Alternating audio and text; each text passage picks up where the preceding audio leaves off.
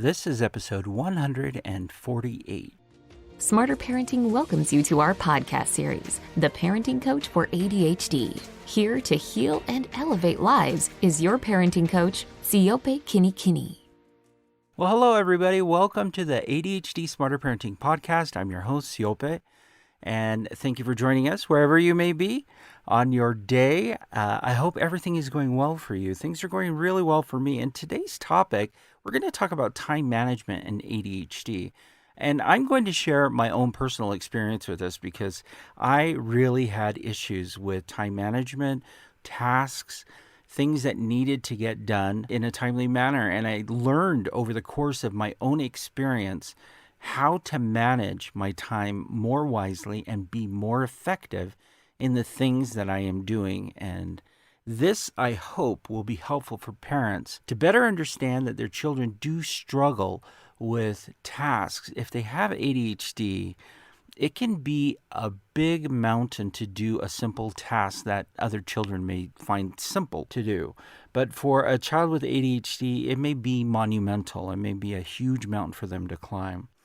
So during this podcast, we're going to focus on task-oriented items can be a huge challenge for children with ADHD.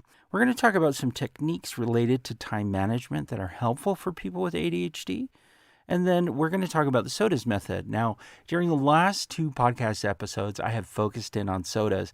And the reason I think this is like the trifecta of the other two podcasts is that the SODAS method is really a powerful way to help you really process this idea of how can I make better decisions? How can I better manage things that will come up in my life and situations? And for children with ADHD, it is always best if they have a plan of action because they're always in a state of, this is happening, I need to react to it. Whereas when you can learn to let the front part of your brain work and really regulate what is happening in situations, it allows you more options to make better decisions. So again, the three areas we're going to talk about how difficult it is. It's a huge challenge. Focus and tasks-oriented items can be a huge challenge. Then we're going to talk about some techniques related to time management that I have found effective. And then we're going to talk about the SODAS method. Now, to start this podcast off, I do need to share this story with you because it happened to me. I was going through a few boxes in my basement and I came across this really old box and it was tattered. I opened it up and I started rummaging through the paperwork in there because I'm cleaning out things that I don't think I need. And inside the box, I found my report cards from when I was in junior high. It was shocking and really a blast from the past. I have not seen these in a long time. And as I was going through, I started to notice patterns. And I do remember myself as a teenager really struggling in school for the different tasks that I was asked to do. It was very difficult for me during elementary and junior high to function. Everything was task-oriented. They would say, this assignment is due. And in my brain, it would be like, okay, this assignment is due. But there were no parameters to help me become successful around being sure that the task was completed on time.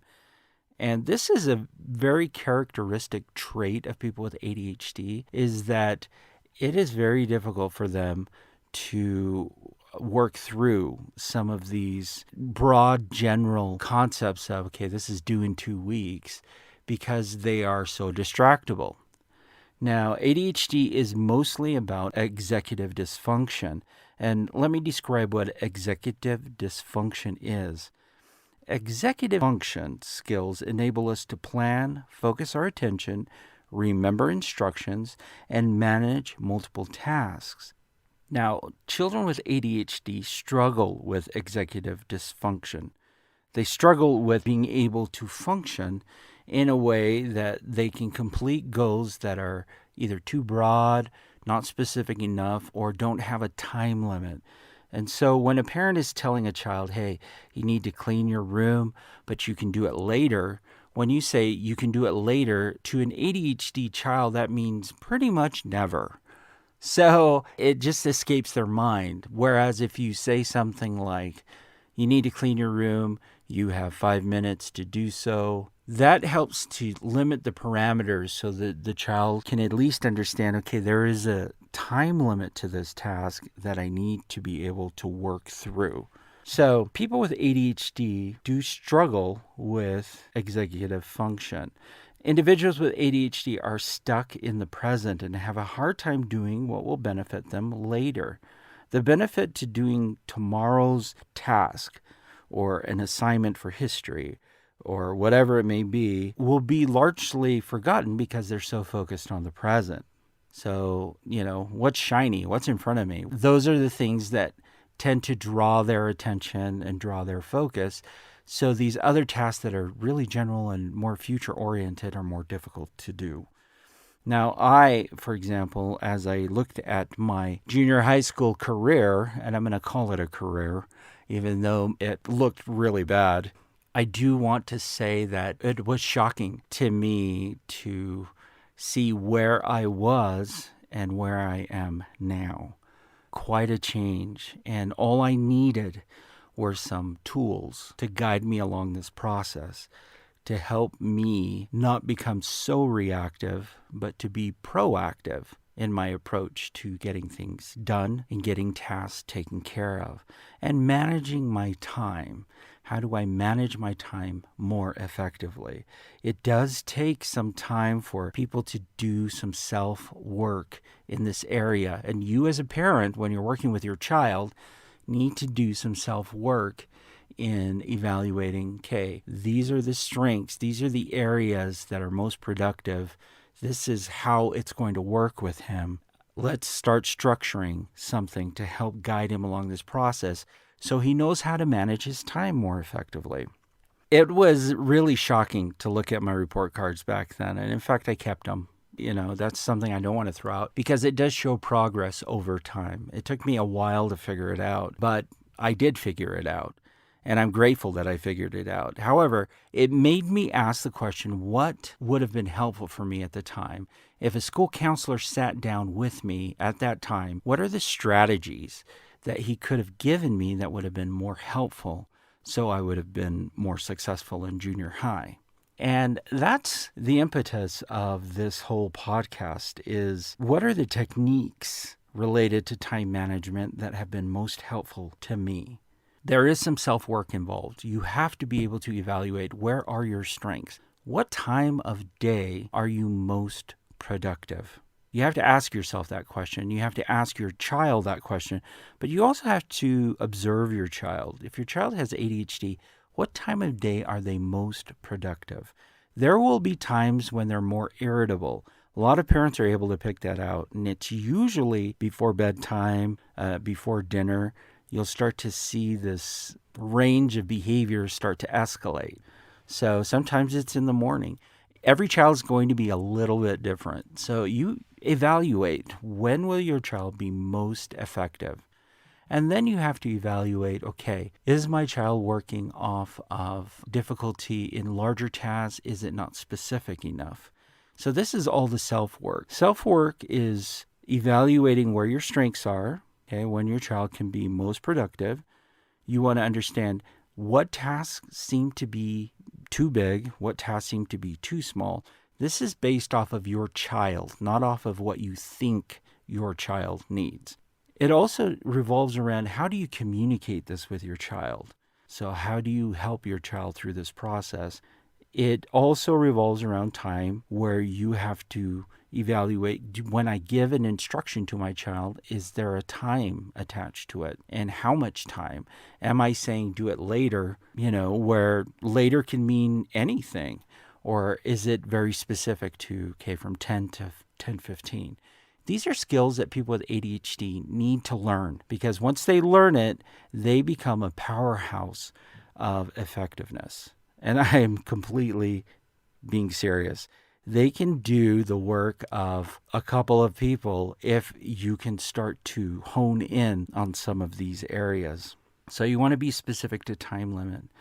And then you as a parent will have to evaluate, okay, how do I maintain this? How do I check in frequently with my child to be sure that they're still on task? Have a deadline that is clear and specific. Create a reward system for when they're able to finish something. Avoid distractions like phones and electronics during breaks. Those are all things that parents have to consider. And you'll consider that when you're using the SODAS method. So for me, what would have been helpful if a counselor came and sat me down was to use something that I use still today. It's called time boxing.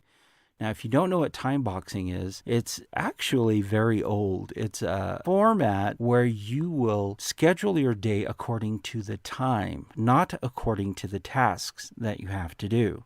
So initially, when I started time boxing, it was maybe before college, I started to learn about this concept.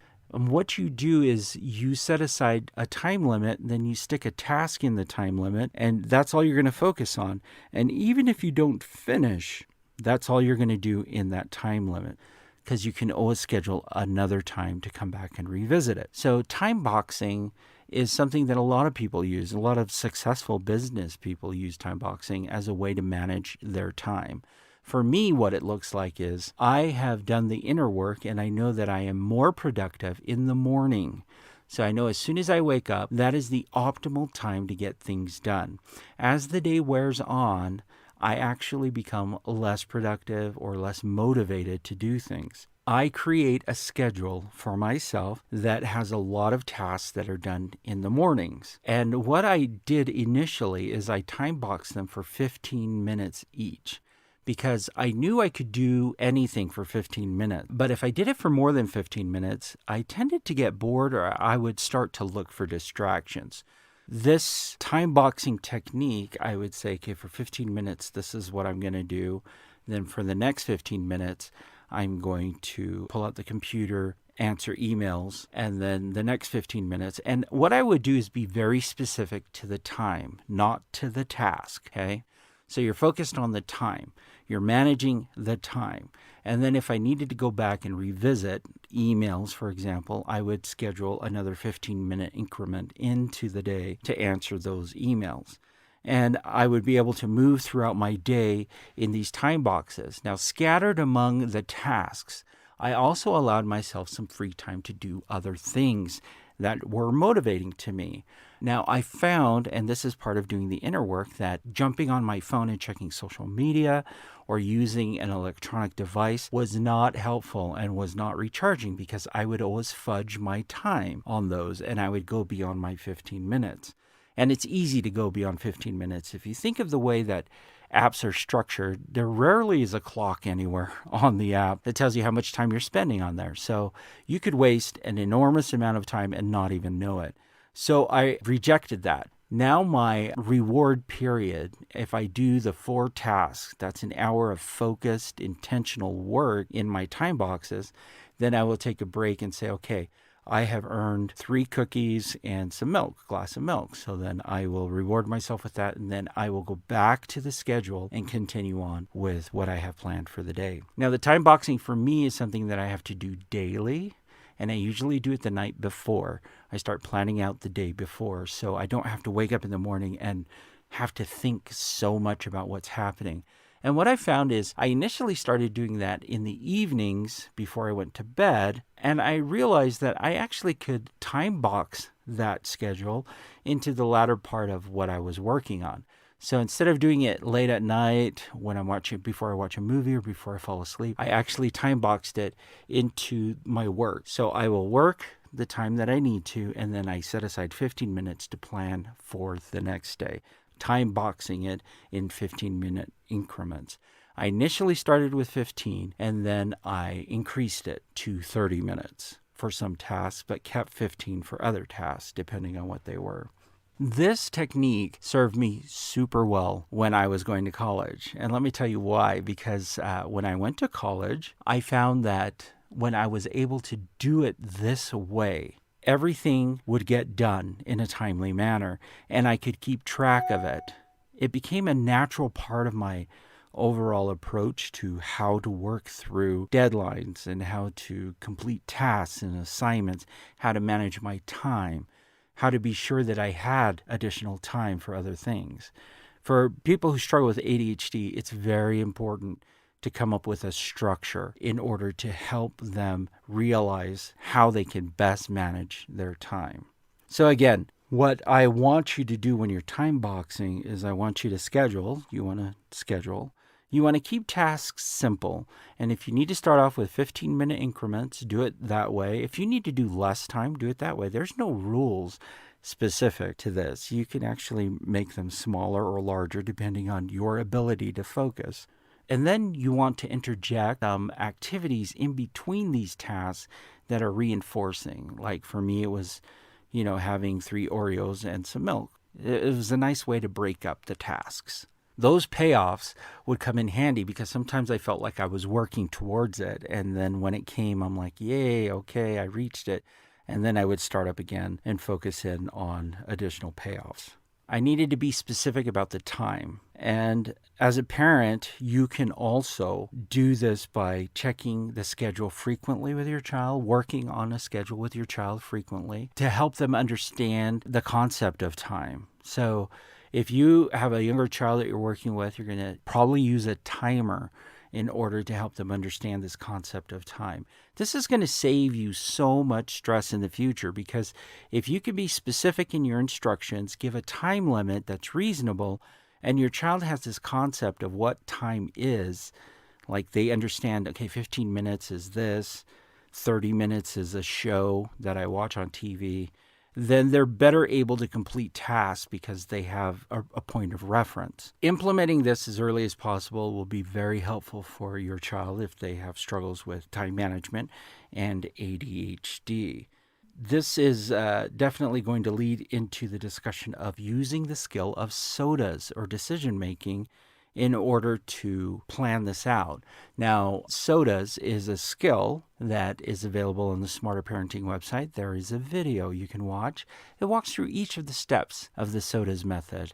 And when you're making decisions, using the SODAS method helps you focus in on your values and making decisions that are deliberate and intentional rather than reactive. Now, SODAS itself, it's an acronym. So SODAS is an acronym, and each of the letters stands for a word. So the first S is situation. So here's a situation. You're going to list out what the situation is. Underneath the situation, you will list down what the options are. And you want to list down only 3 options. Option number 1, option number 2, option number 3, to address the situation above. Then you want to move down. Underneath each of the options is disadvantages for the D. So we have SODAS, S for situation, O for options, D for disadvantages. In disadvantages, you want to list down as many disadvantages as you can think of for each of those options. Option number 1 should have a list of disadvantages. Option number 2 should have disadvantages. Option number 3 should have disadvantages. And you always want to have 3 options in there, not just 2, but 3. After you list down the disadvantages, you'll go down to the next part of this, which is advantages, which is the A of SODAS. So now you want to list down what are the advantages if I do option 1? What are the advantages if I do option 2? What are the advantages if I do option 3? After you list down the advantages and the disadvantages, you need to take a step back and look at the disadvantages and evaluate which disadvantages are just not great. They don't serve your purpose. Then you want to move down to advantages and evaluate which advantages are the best for me or for my child. Which advantages best meet my needs. And once you start to do this process of elimination, you're going to be left with an option that will stand out ahead of the other ones. That option is going to be the final S in SODAS, which is the solution. And then you can start to execute that. Here's the solution of how I'm going to do this. So in using SODAS with time management, what you can do is work through what are the things that your child needs to do. What are the options? Like, when am I going to schedule it during the day? Do I schedule it in the morning, in the afternoon, late at night? Then disadvantages of each of those, then advantages for each of those. Then you'll come to a conclusion, okay, I do my best work in the morning, so I should do it in the morning. Then you can start to plan your your time around a decision that was made by really internally focusing in on what your values are and what works best for you. This whole process really does help bring out what is most important and why you should be doing something. It gives you reasons to follow option 1, option 2, or option 3 because it best serves you. So you can do that with situations around, okay, this is the task I need to do. What are my options? You can also plan out, okay, these are the things that I want to accomplish, or even how much time should I spend on a task. Option 1, 10 minutes. Option 2, 15. Option 3, half hour. And then list down the disadvantages and advantages of each. And then you're going to find an optimal amount of time that best works for you. Initially, for me, it was 15 minutes. I've since increased some of the tasks to 30 minutes. And now I can do some tasks up to an hour depending on the complexity of the task in order to address those. So that's how you would use the SODAS method. All of the materials for the SODAS skill is available on the Smarter Parenting website. You can jump over there, download printable worksheets that will walk you through this whole process. We have an example worksheet that shows you how to do it as well. So you can go there, download that. It's free. You can watch the video. I think it's roughly around 6 minutes long. Not very long at all. I would highly recommend you watch it as a parent, learn the concepts, and then watch it with your child so they can see how to make better decisions about their time management. So jump over there and see that. Now, in closing, I just want to go back to me finding my report card and then thinking back at that teenage kid that I used to be and what would have been helpful. And I tell you, I have so much love and affection for me at that age, trying to figure out the world and trying to make things work, and yet not having the tools to make it happen. And my heart breaks for him in many ways because nowadays there are so many resources that are available. But back then, I didn't have any resources and I had to try and figure things out on my own. I'm grateful for the journey that I had to be on to learn it, but it took me a long time. And here we are providing it to you for your family and for your child quickly, much more quickly through a podcast. Who knew back then that information could be relayed so quickly to so many people so easily? As I think back at my teenage self going through that process and getting failed report cards and having, the weight of the world on my shoulders saying, wow, I'm just not smart or I'm not good. I now look back and say, okay, that's a product of the time, but the time has changed and people can have ADHD and be successful. People can have struggles and still work through them. And it just gives me hope. It gives me hope for any of the other youth out there who may be feeling the same way, or parents who have children who are struggling through the same issues. Your children are not beyond help, and we are absolutely here to help them with their time management. Reach out, find ways to connect, teach them skills based on their behaviors. These are the things that are going to make the lasting impact. I'm grateful for my parents for their patience with me. As frustrating as I was as a teenager and trying to figure this out, they were right alongside of me, guiding me, and always an advocate for trying to help me improve. They're my heroes. They really are. And I know your children will look back at you as their heroes as you progressively work with them and help them on this journey. That's it for me, and I will see you again next week. All right, bye.